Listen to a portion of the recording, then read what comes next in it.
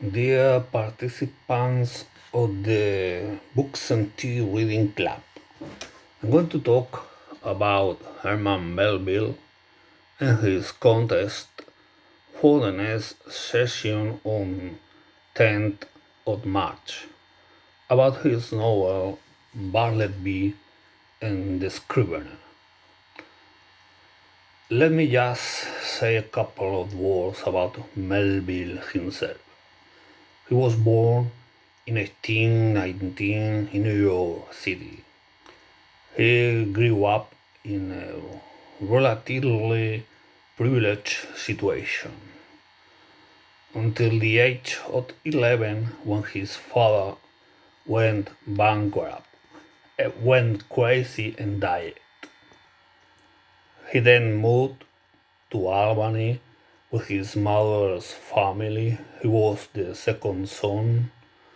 The first son got all the attention and all the responsibility for taking care of the family. Herman ended his formal education at the age of 12. He started working and doing other kind of jobs, teaching in the backsides.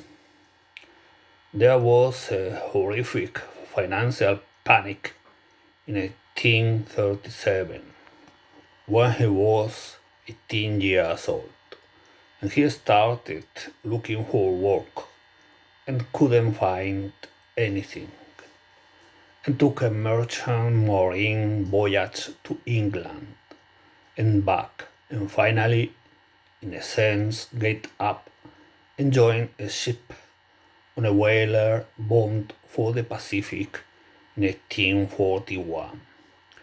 Whalers were at the bottom of the employment ladder in the early 19th century.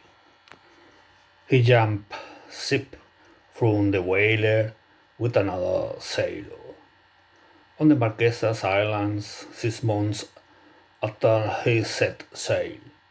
So this is early 1842.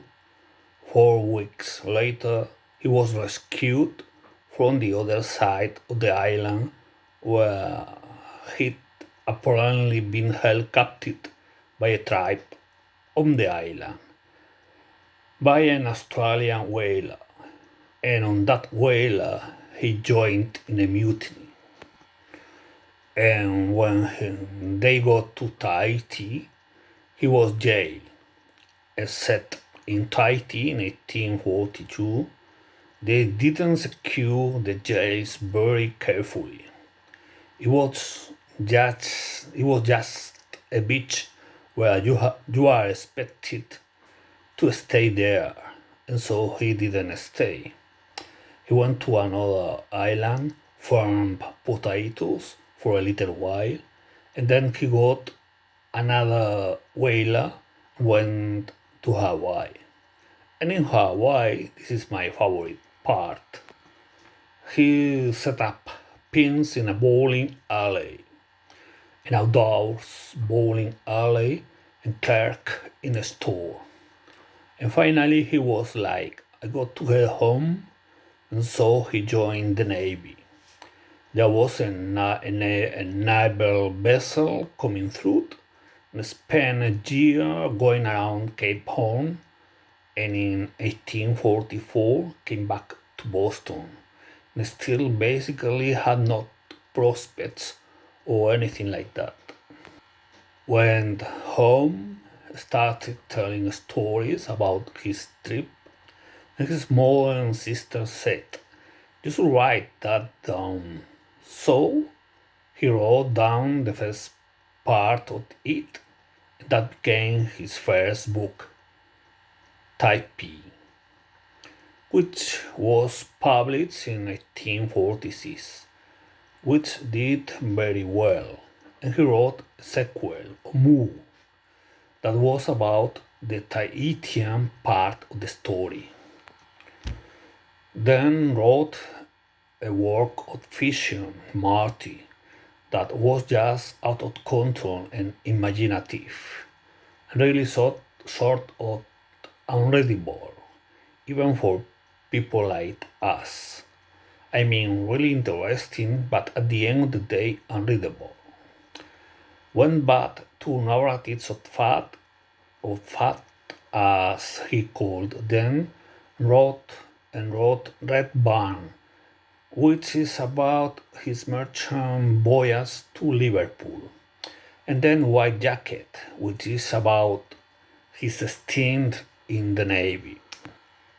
And then in 1850 he moved to the Versailles, met Nathaniel Hawthorne, and had his story of a whaling voyage that he had begun sort of reroute in the direction of something more ambitious, more literally ambitious, wrote Moby Dick. It was savage by reviewers, wrote Pierre out of the kind of despair at his position that led to headlines like Herman Melville crazy. He seemed totally out of control. He had a family to take care of at that point. He started writing magazine fiction to support himself. He wrote Bartleby the Scrivener, Benito Cereno, other stories. Finally gave up writing fiction 10 years after he had got a job in the custom house in New York City and published poems. He published a book of Civil War poems. It's wonderful, called Battle Pieces, and then other poetry. Every work after that he had to sell published in 25 copies or something like that. When he died in 1891, they spelled his name wrong, his obituaries. It was like, oh yeah, Herman Melville. He wrote a couple of books back in the 40s or and 50s, and then they were forgotten. In the 1920s, American literary critics were starting to try to figure out what the American literary tradition was, and they started reading Moby Dick and then writing each other and going, have you read this book? And passing around started happening among artists in England as well. People like D.H. Lawrence and James Joyce were blown away by it, and was called the Melville Revival began. So Herman Melville, as a canonical figure, dates to the 1920s. He was not a canonical figure in the course of his life. So, what I'm going to start by talking about here is I'm doing a kind of space kidding where I'm trying to encourage you today not to think about him as an imposing canonical figure, but, but to think about him as somebody who was a sort of do-it-yourself writer who figured it out on his own, didn't have formal education, made it up as he went along, and when he was 31 wrote this amazing book, Moby Dick, and Bartleby the Scrivener as well. And then I want to talk about what's specifically valuable about the experience of being in his sentences. not the ideas that result from them, but what is like to actually be inside them. And to get an idea of the value of his words, I will tell you a real anecdote. Sometime in the early 1870s, an English woman came about a trading ship anchored off the Samoan island of Apia. I brought you some books, she said to the captain, and among them are 3 volumes by an American writer, Herman Melville. It is called The Whale, and it is the strangest, wildest, and saddest story I'd ever read.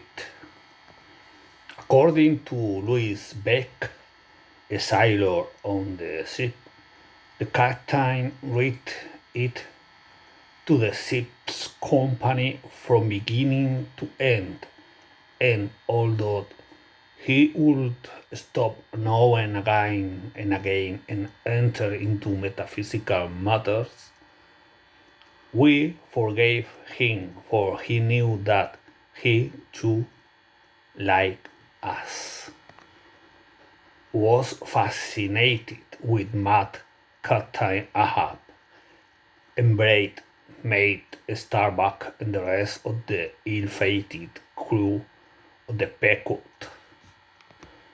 I like this anecdote for a lot of reasons, but the main one is that it returns us to a time when Melville had almost no visibility and absolutely no prestige, when it was possible to open Moby Dick or Bartleby the scrivener with no expectations,